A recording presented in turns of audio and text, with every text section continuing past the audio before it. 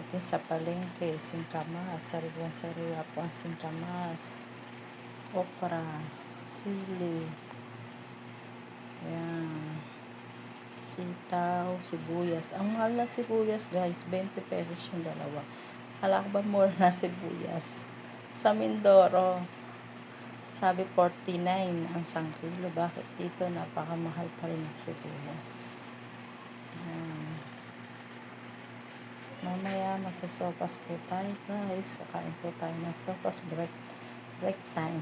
Merienda po ay sopas po. Magsasopas po tayo.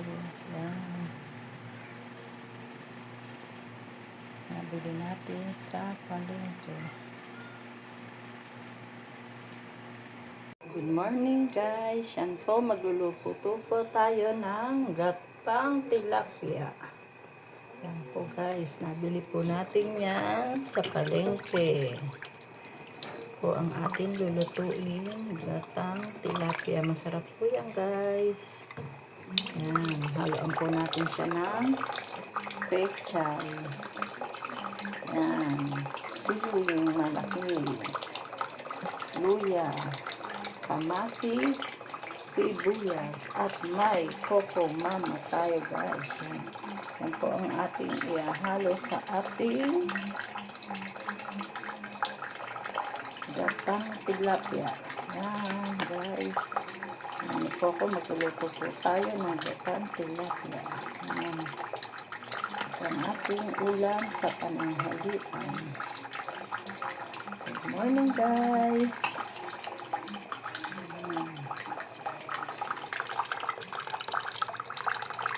Good morning guys. Ayan po, nagluluto na po tayo ng ating gatang tilapia. Ayan. Ito po ang ating pananghalian, gatang tilapia. Ayan, masarap po yan. Ilagyan ko na ng suka, luya, paminta, sibuyas, kamatis, at asin. Itimplado na po yan guys. Ayan, masarap po yan. Ang ating gatang tilapia. Masarap. Makulo na siya. Nakulo-kulo na. Ayan. Ate Tina Vlogs. So guys, lagyan po natin siya ng siling malaki. Siling green. At lagyan din po natin siya ng konting tubig guys. Ayan. Konti lang po. Tutuin muna natin bago natin siyang lagyan ng gata at repolyo pechay. Yun na lang po ang aking ilalagay, repolyo pechay. Sa inyo po ang available sa bahay, ang repolyo. Ito po ang ating ilalagay. Pakuluan muna natin ito guys. Po guys, nakulo na po. Lagyan na po natin siya ng gata. Lagyan na po natin siya ng gata guys. Ito na, ang gata natin ay Coco Mama. Ayan guys, masarap po yung Coco Mama. Lagyan natin sayang.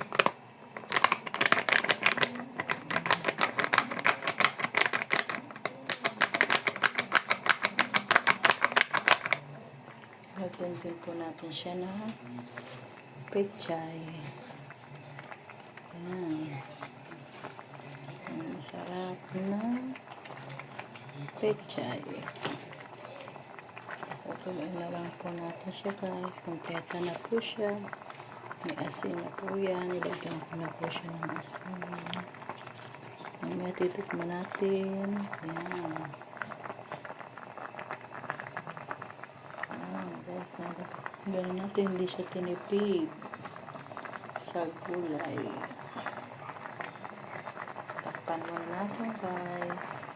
Oh guys, nakulo ng ating ginasaan. Masarap po yan. Ganito ang tilapia. Masarap. Tikman muna natin. Kung kayo ng alat. Okay na. Sarap na.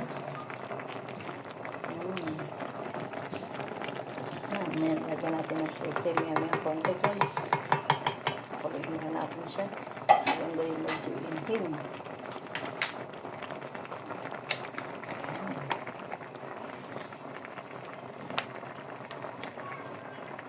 Lagyan natin ang ating pechay. At repolyo. Nalagyan natin ang ating pechay. Ngayon, repolyo naman po ang ating lalagay. Ayan. Tapos konti na lang po yan. Kasi masarap po yan. Medyo crunchy.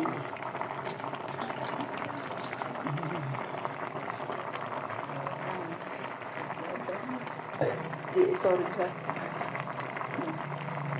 Meron kasi po ako ng buko. Bumili po si Tolis pag galing sa pag-jogging niya.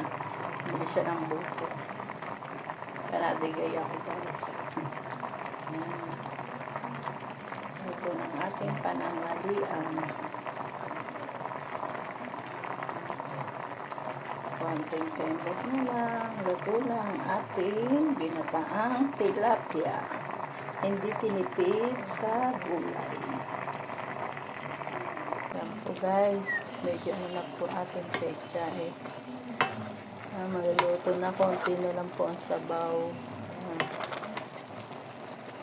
Ayan ang ating gatang tilapia. Okay na po yung crunchy na yan. Ang ating repolyo. Ito na guys, kain na tayo. Yan, magandang hapon guys. Yan po, nagluto po tayo ng merienda na sopas guys. Yan po ang ating nilutong merienda. Sopas. Masarap po yan guys. Yung ating sopas. Corn beef lang po ang ating hinalo dyan, Argentina. At hotdog. Ayan, maluluto ng ating sopas. Magmimerienda tayo ng sopas. Ayan. Hintay na lang natin lumambot ang ating sopas. Kaya maliliit na noodles lang po nilagay ko guys. Kasi yan po ay ng Pasko pa po. Ang nakuha po namin sa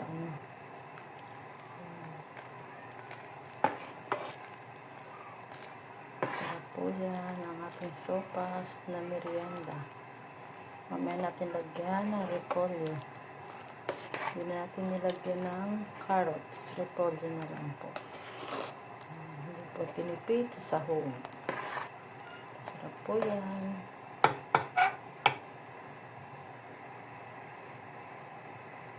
Nakulo na. May gatas na rin po yan. Lagyan ko ng gatas na iba. Hindi tinapid. Ayan. Tikman natin. Harap. Yummy. Yummy, yummy. Ayan po guys. Nalagyan ko na po ng repolyo kanina. Hindi ko napakita. Ayan. Nakarami ang ating sopas. Sarap po yan guys. Kain po tayo. Hindi ko na po ang repolyo. Tignan na rin natin. Harap. Pwede na. Ating sopas.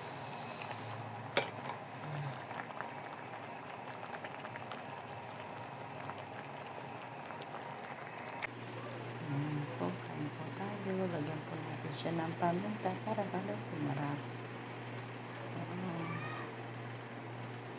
Kain po. Ayan po guys, pupunta po tayo ng palengke pagkatapos po natin kumain ng tanghalian. Tayo naman ay mamimili ng paninda. Opo. Mamimili muna kami ng paninda.